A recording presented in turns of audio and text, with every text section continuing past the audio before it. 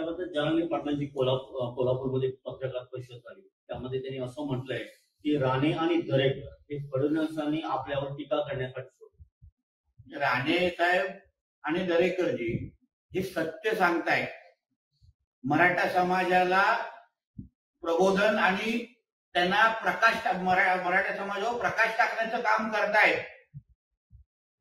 मनोज जरांगेंच्या आंदोलनामध्ये मुळे एक तरी मराठा समाजाच्या तरुणाचा फायदा झाला हे त्यांनी आम्हाला कधीतरी हिशोब द्यावा। मनोज जरांगेंच्या आंदोलनामुळे मराठा समाजाचा कमी आणि मुस्लिम समाजाचा जास्त फायदा झालेला आहे। ईडब्ल्यूएसच्या त्या ह्याच्यामध्ये जेव्हा आता पोलीस भरती निघाली त्याच्यामध्ये 90% हे मुस्लिम समाजाचे लोक होते। म्हणून आता मराठा समाज आणि महाराष्ट्रामध्ये हा मनोज जरांगे पाटील हा आधुनिक मोहम्मद अली जिन्ना तर नाही ना, असा प्रश्न विचारला जातोय सगळ्यांमध्ये। कारण का कुठेही मराठा समाजाचा फायदा होत नाहीये, त्याच्यापेक्षा मुस्लिम समाजाचा जास्त फायदा होतोय। त्याबद्दल थोडं आम्हाला लोकांना सांगा, तुमची बाजू काय आहे? तुम्ही नेमकं मराठ्यांसाठी लढताय का मराठ्यांच्या खांद्यावर बंदूक ठेवून मुसलमानांची सेवा करताय? हे कधीतरी स्पष्टता येऊन दे।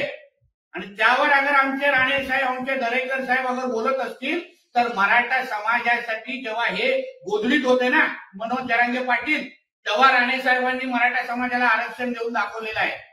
तेव्हा आमच्यासारख्या लोकांनी 30-40 मराठा आरक्षणाचे मोर्चे घेतलेले आहेत। मराठा समाजासाठी आम्ही लढलेलो आहे।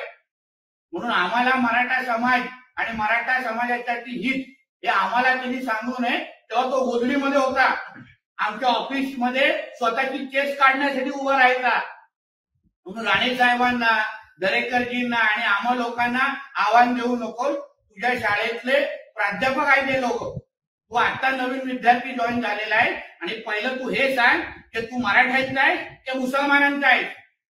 कारण आता तुझ्या गाडीवर आम्हाला संशयाला लागलेली आहे की ही निश्चित पद्धतीने छत्रपती शिवरायांच्या मावळ्याची दाढी नाही, हे कुठल्या तरी आता मोहम्मद अली जिन्नाच्या समर्थकाची दाढी तर नाही ना, हा प्रश्न विचारासारखा वाटतो आता।